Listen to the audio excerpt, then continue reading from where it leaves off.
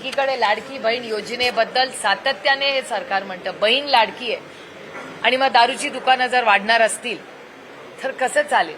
हिंजवडीमध्ये शाळेच्या समोर दारूचं दुकान होतं. फार कष्ट करून कलेक्टरांचे मी जाहीर आभार मानते की कलेक्टरांकडे फॉलोअप केल्यावर ते शाळेच्या समोरचं दुकान बंद झालंय हिंजवडीला. पण माझं म्हणणं आहे परवाना दिलाच कसा शाळेच्या समोर.